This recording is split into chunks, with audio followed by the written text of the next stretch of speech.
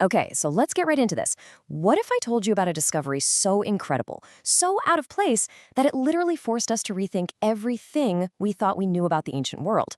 Well, this is that story. It's a tale about a lost treasure, a deep sea mystery, and a machine that just shouldn't exist. For 2,000 years, this thing just sat there, in total silence on the Mediterranean seafloor. An impossibly complex device that held the secrets of the cosmos, just waiting for some chance encounter to bring it back into the light and rewrite a huge chapter of human history. And believe me, what a chance encounter it was. This wasn't some big, planned archaeological mission. No, like so many great discoveries, the story of the Antikythera mechanism kicks off with a crazy storm, a crew of sponge divers, and a whole lot of luck. So picture this. The year is 1900. A violent storm blows a boat full of sponge divers way off course, and they have to take shelter near this tiny island called Antikythera. To kill some time, one of them decides to dive. What he finds sparks the world's first major underwater excavation. And then, a full 2 years after it's been brought to the surface, an archaeologist finally notices that one of the artifacts is, well, it's different. I mean, can you even imagine the shock? The first diver to go down, a guy named Elias Stadiatis, comes shooting back to the surface in a total panic. He describes this scene, this eerie underwater graveyard of what looked like rotting corpses and horses. His captain actually thought he was hallucinating, from the nitrogen, until he went down himself and came back up with the bronze arm of a statue. So the team starts salvaging these incredible treasures. We're talking priceless marble and bronze statues, beautiful glassware, jewelry, coins, the whole shebang. And mixed in with all this ancient splendor, they pull up this. A crusty, corroded lump of bronze, about the size of a laptop or an old phone book. It looked like junk. Totally unremarkable. Or so everyone thought. This unassuming lump of metal would become one of the greatest puzzles in the history of archaeology. For decades, nobody could figure out what it was. It just didn't fit. It made no sense. And it seemed to challenge everything historians knew about ancient technology. And it's just amazing to think about how overlooked it was at first. While all the museum staff were busy, piecing together these beautiful, famous statues, this bronze lump just sat on a shelf in a storeroom, completely ignored. I mean, what could it possibly be compared to all that other amazing art? And then we get to the moment where everything changed. An archaeologist, Valerios Stias, is looking over the fragments, and he realizes that a piece has broken open. And inside, peeking through all that corrosion, were the tiny, precise teeth of a gear wheel. A gear from a shipwreck that was over 2,000 years old. It seemed impossible. All of a sudden, this ugly lump was the most interesting thing pulled from the wreck. But what on earth was it? The gears suggested maybe a clock or some kind of navigational tool, but the complexity was just baffling. Some people even argued it had to be a modern device that fell overboard by mistake, because there was no way anyone in the ancient world could have made something so advanced. It would take the technology of our own century to finally crack the code of this ancient machine. See, the next part of this story isn't about diving into the sea. It's about diving deep inside the fragments themselves, using some seriously cutting-edge science. Over the years, researchers threw a whole arsenal of technology at this thing. Early on, they could only study what they could see with their own eyes. Then, 2D X-rays gave them a kind of fuzzy glimpse inside. But the real game changer? That came from high-resolution 3D CT scans.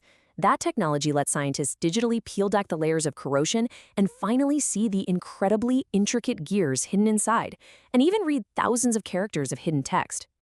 After a century of work, the conclusion was absolutely staggering. That lump of bronze wasn't just a clock or a simple tool. It was a sophisticated, hand-powered astronomical calculator. It was, for all intents and purposes, the world's first known analog computer. And what a computer it was. This one single portable box could model the complex motions of the sun and the moon, even the moon's weird, irregular orbit. It tracked the 5 planets you can see with the naked eye. It predicted eclipses with stunning accuracy. It even kept track of the 4-year cycle for major sporting events like the Olympics. It was basically a complete model of the cosmos, just as the ancient Greeks understood it.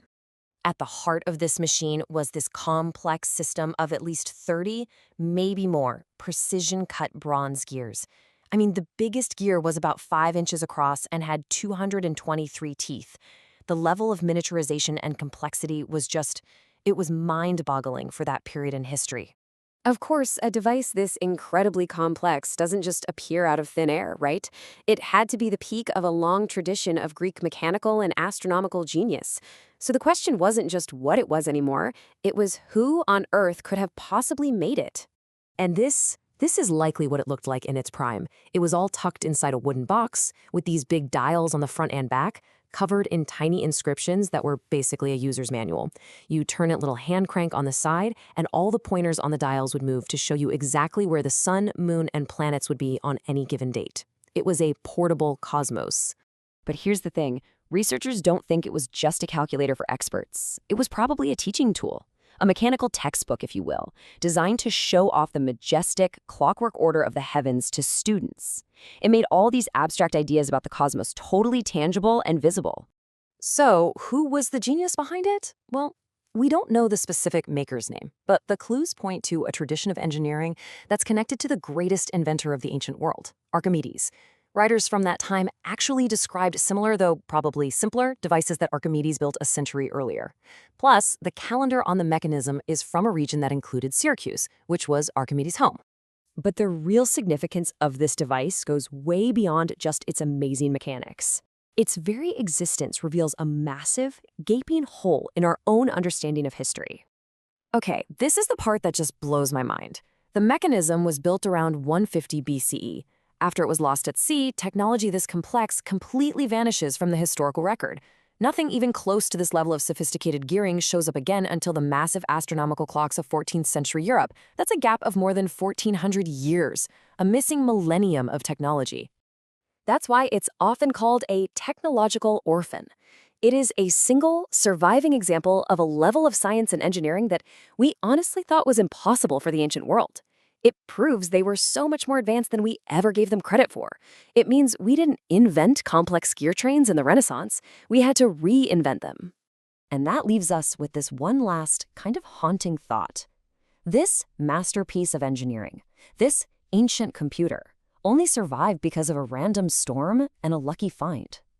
It really makes you wonder, doesn't it? If this one object could be lost, forcing us to rewrite history, what other wonders, what other forgotten knowledge from the ancient world has been lost to time forever?